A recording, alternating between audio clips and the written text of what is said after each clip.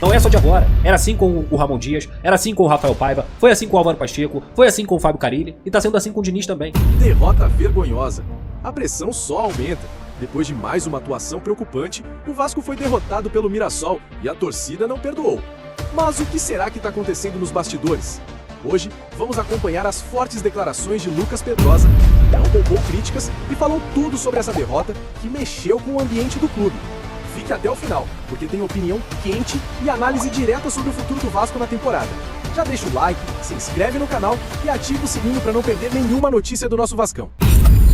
Nesse momento, que principalmente, mais do que jogar bem, mais do que um jogo maravilhoso, mais do que criar 30 oportunidades, mais do que criar 40, mais do que fazer você pressionar o adversário, mais do que tudo, o Vasco precisa vencer. Vencer para não entrar novamente na zona de rebaixamento. E mais uma vez, o fantasma, essa situação caótica, essa situação traumatizante que o torcedor do Vasco viveu nos últimos 15, 20 anos, podemos colocar assim, volte à tona. E com o que se vê em campo, com a fragilidade dessa equipe, com a quantidade de erros que não se mostram nem um pouco corrigíveis, com as insistências, com as teimosias, com os desempenhos dos atletas também, cara, é muito difícil você não enxergar um futuro onde o Vasco não vai entrar na zona de rebaixamento. Já pode entrar daqui a 2 dias, porque o Santos vai entrar em campo e, obviamente, também pode passar o Vasco da Gama, mas é uma equipe muito frágil. É uma equipe que não consegue vencer dentro do Campeonato Brasileiro desde o dia 12 de junho. É uma equipe que não consegue... Perdão. É uma equipe que não consegue vencer na Copa Sul-Americana e ainda foi humilhado. E é uma equipe que não consegue vencer nem mesmo um time de Série C. O 9º colocado da Série C, o Vasco não foi capaz de vencer. Então, são muitas questões que fazem o torcedor do Vasco, novamente, entrar naquele ciclo, aquele rumo de cansaço. É um cansaço, assim, é cansativo falar sobre o Vasco, é cansativo ver o Vasco jogar, é cansativo comentar sobre tudo que envolve esse clube, porque nada muda. Essa que é a grande verdade. Você tem diferentes contextos, mas o resultado acaba sendo sempre o mesmo. E eu me sinto muito confortável de falar sobre isso, porque, cara, eu tento muito olhar o futebol sem olhar apenas o resultado. Eu tento não analisar apenas o resultado. Só que é impossível numa equipe que acaba repetindo em todos os jogos o mesmo enredo. O Vasco é uma equipe que está num ciclo vicioso. Eu falei isso no SBT, eu escrevi isso também nas minhas crônicas. E vou falar de novo, o Vasco é uma equipe que está num ciclo vicioso. Joga bem em determinados momentos, em determinados minutos, controla a partida. Hoje, por exemplo, fez um primeiro tempo ok, fez o Mirassol, que é uma equipe muito consistente, uma equipe muito bem organizada, errar em alguns momentos, só que o Vasco nunca pune o adversário. O Vasco não consegue fazer isso. E aí, no segundo tempo, volta a ser o Vasco que a gente já esperava. Uma equipe que constrói, que cria, que tenta e que não é efetiva. No segundo tempo, o que aparece? O ciclo repetitivo. Erros individuais, erros que acarretam em gols dos adversários e erros que, obviamente, custam o resultado para o Cruz Maltino, custam pontos e custam um Vasco deprimente. Assim tem sido o Vasco. Deprimente. E troca técnico, muda jogador, mexe no time. E o resultado tem sido sempre o mesmo.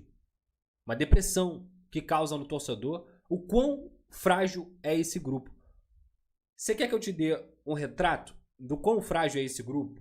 Um retrato de como essa equipe ela é muito fraca mentalmente, ela é muito fraca no quesito consistência, que é o que faz uma equipe ganhar ou não o jogo? Hoje o segundo tempo do Lucas Piton, ofensivamente, ele estava sendo primoroso. Assim que o Mirassol abriu 2-0, o Lucas Piton conseguiu em 2 cruzamentos fazer o Vasco voltar para a partida em 4 minutos. Não só ele, como o Pumita, que fez um dos gols e também deu assistência para o outro gol do Verratti. O Vasco consegue empatar a partida. 2-2, na casa do adversário. Mesmo depois de ter que escalar essa montanha, de ter tido 2 erros individuais, 2 falhas individuais, uma falha do Daniel Fusato e também a outra falha do Lemos, que acabou errando um passe de uma forma infantil, digamos assim, para não dizer outra coisa. E o Vasco tomou 2-0, se recuperou, empatou a partida E aí sabe de onde sai o terceiro gol do Mirassol? Uma falha do Lucas Piton, em que ele não consegue combater o adversário.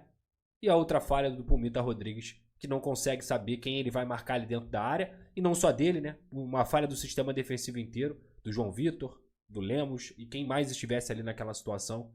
Na verdade o Lemos já tinha saído, foi o Jair, mas o Vasco já estava bagunçado, o Thiago Mendes ali também já bagunçado.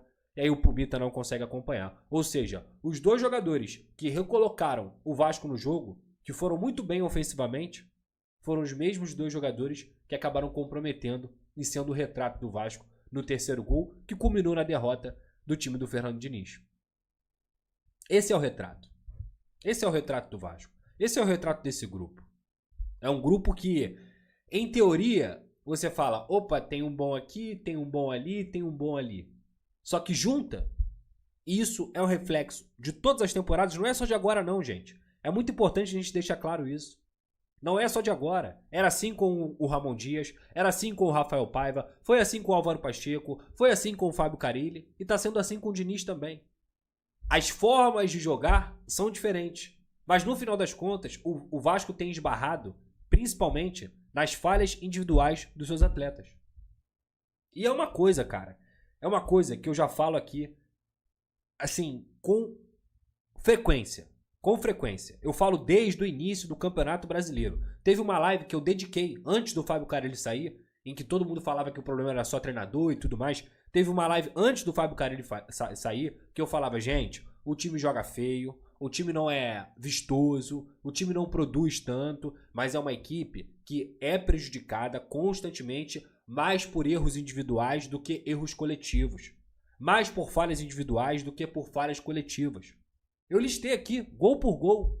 Gol por gol. O Vasco, cara, ele inicia o Campeonato Brasileiro 2025 entregando um gol pro Santos.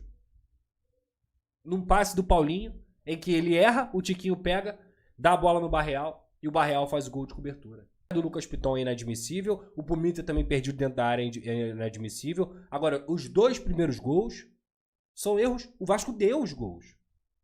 E quando o Vasco ganha os gols, ele não converte, que foi o caso do Hugo Moura. Não converte, sabe? Então foi o Vasco hoje, que até fez um primeiro tempo ok, digamos assim, mas que você claramente já percebia que falta força, falta saúde. E quando o Mirassol abre o 2-0 e o Vasco consegue empatar, o Fernando Diniz ainda demora para tirar o Coutinho, que já estava fazendo hora extra em campo. O Coutinho já não conseguia mais andar dentro de campo. Teve uma bola, gente, que eu fiquei constrangido. Constrangido, um jogador do calibre dele, com a carreira que ele tem, que ele não conseguiu chegar na bola e dar sequência por falta de força nas pernas. E eu fico me perguntando, como é que o Diniz não vê isso? A leitura de jogo dele é essa? Porque assim, ele tirou o Nuno. Ok, o Nuno estava cansado. Aí ele deixa o Coutinho. Aí o David já tinha entrado. Ele opta pelo Lloyd. Pelo último jogo que o Lloyd fez contra o CSA, tinha até alguma coerência. Mas porra, cara, se o Coutinho é meia e você tem o Garré no banco, por que o Garré não joga? Por que o Garré não recebe oportunidade? Porque assim, não é possível que o Garré é muito pior do que o Lloyd. Não é possível. Tem alguma coisa errada. Se você já tinha um ponto esquerda, que era o David, deixava o David lá na ponta esquerda, entrava com o Garré, como meia, mantinha o Ryan e o Verratti, que estava ali, que poderia até ser substituído também, mas como ele fez o gol e recuperou a confiança, mantinha ele, quase fez o terceiro, numa bola do Lucas Piton. E tudo bem. Você tem o seu artilheiro ali, que é o cara que você tem a expectativa do gol. Mas porra, cara, demora muito. Demora muito. E quer levar o jogador ao limite, numa teimosia que só prejudica o Vasco. Porque você não só tem um jogador cansado com a bola, mas um cara que não ajuda sem a bola.